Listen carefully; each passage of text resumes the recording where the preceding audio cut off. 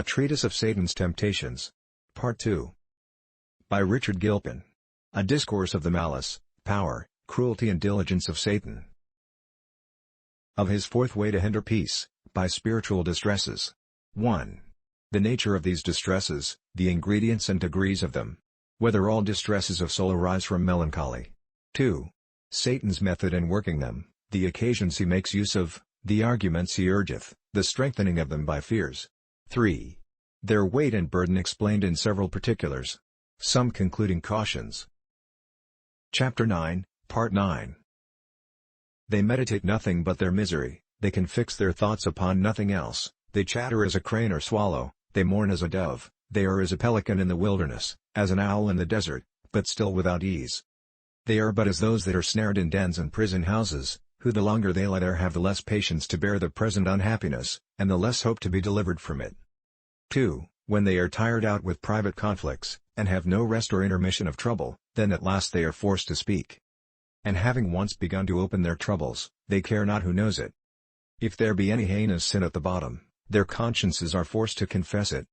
Wickedness, that was once sweet in his mouth, is turned in his bowels, it is the gall of asps within him. Job 20, 14, 15. Thus doth God make men to vomit up what they had swallowed down. Terrors chase away all shame, they can now freely speak against their sin, with the highest aggravations. And if their consciences have not a heinous crime to accuse them of in particular, yet in the general they will judge and condemn themselves, as the most stubborn, sinful, or hardened wretches, justly branded with indelible characters, of the wrath of God. However, the distress becomes greater. If they truly accuse themselves of any particular sin, that vomit is not without a violence offered to nature, which otherwise would cover its shame. It cannot be done without sickness, straining, and torture. And when it is done, they take it for granted, that every one passeth the same judgment upon them, which they do upon themselves. And the frequent speaking, doth confirm their minds in their fearful expectations. For what men do accustom themselves to assert, that they do more confidently believe.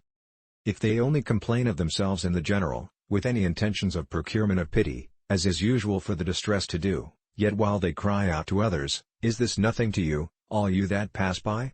Is there any sorrow like to my sorrow?" Lamentations 1, 12. Still they think their stroke is heavier than their groaning. Job 23, 2. And their cry to others doth strongly fix this apprehension in themselves, that none can be more miserable than they. Thus are they brought to Job's condition. Chapter 16, 6. Though I speak, my grief is not assuaged. And though I forbear, what am I eased? 3. All this while they are under an inexpressible sense of divine wrath. Haman speaks his apprehensions of it under the similitude of the most hideous and dismal comfortless imprisonment. Psalm 88, 6. Thou hast laid me in the lowest pit, in darkness, in the deeps. David, in Psalm 116, 3, compares it to the sorrows of death, and, the highest that human thoughts can reach, the pains of hell. The sorrows of death compassed me, and the pains of hell gate hold upon me. I found trouble and sorrow.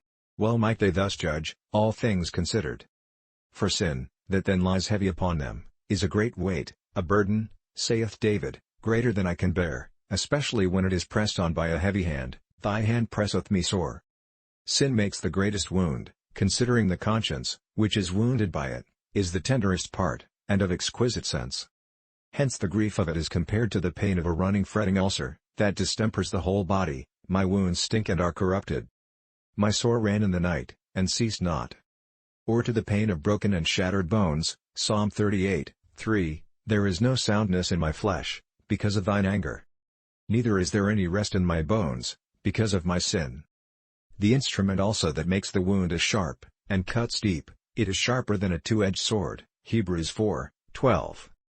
But when the weapon is poisoned, and Satan hath a way to do that, then it burns, making painful, malignant inflammations. The wrath of God, expressed to the conscience, brings the greatest terror. Who knows the power of thine anger? Psalm 90, 11. It is impossible for the most trembling conscience, or most jealous fears, to go to the utmost bounds of it, neither can we apprehend any torture greater. The rack, tortures, fire, gibbets, etc., are all nothing to it. Hence it is that those who were afraid of suffering for truth, when by this means, they were brought under these distresses, could then be willing to suffer any torment on the body. Yea, and heartily wished to suffer much more, so that these tortures might be ended. Thus it was with Balaam martyr, who, in the public congregation, bewailed his abjuration of the truth, and prayed all his hearers rather to die by and by, than do as he had done. But that of Spira seems almost beyond belief. Thus speaks he to Virgilius: "If I could conceive but the least spark of hope of a better estate hereafter, I would not refuse to endure the most heavy weight of the wrath of that great God, yea, for 20,000 years, so that I might, at length attain to the end of that misery." What dreadful agonies were these, that put him to these wishes! But it is less wonder, if you observe what apprehensions he had of his present trouble, he judged it worse than hell itself. And if you would have a lively exposition of David's expression, "the pains of hell," etc., you may fetch it from this instance: "My present estate," saith he, "I now account worse than if my soul, separated from my body, were with Judas and the rest of the damned. And therefore I desire rather to be there, than thus to live in the body." So that if you imagine a man crushed under the greatest weight, wounded in the most tender parts, and those wounds provoked by the sharpest corrosives, his bones all disjointed and broken, pined also with hunger and thirst, and in that case put under the highest tortures, yet you have but a very shadow of divine wrath. Add to all these, according to Spira's wish, 20,000 years of hell itself, yet all is nothing to that which a distressed mind supposeth. While the word eternity presents the soul, with the total sum of utmost misery all at once. Oh, unexpressible burden of a distressed mind! Who can understand it truly, but he that feels it? How terribly is the mind of man shaken with terrors, as the wilderness by a mighty wind, which not only produceth violent motions, but also hideous noise, murmur, and howling. For, this burden upon the mind forceth the tongue to vent its sorrow, in the saddest accent of most doleful outcries. Their whole language is lamentation. But when the pangs of their agonies come upon them, for their distresses have their fits, then they speak in the bitterness of their souls. "Oh," said Balaam, "I would not for all the world's good, feel such a hell in my conscience again." One, formerly mentioned, in these distresses cries out, "Woe, woe, woe, a woeful, a wretched, a forsaken woman." It would surely have made a man's hair to stand upright for dread. To have heard Spira roaring out that terrible sentence, how dreadful is it to fall into the hands of the living God. Hebrews 10:31, or to have heard his reply to him, that told of his being at Venice: "O cursed day! Saith he, O cursed day! Oh that I had never gone thither, would God I had then died." The like outcries had David often, Psalm 21:1, my God, why hast thou forsaken me? Why art thou so far from helping me, and from the words of my roaring?" And Haman, Psalm 88:14, Lord, why castest thou off my soul, why hidest thou thy face from me?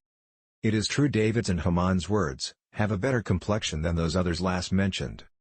But their disquiet of heart seems at some times to have urged their expressions with impetuous violence.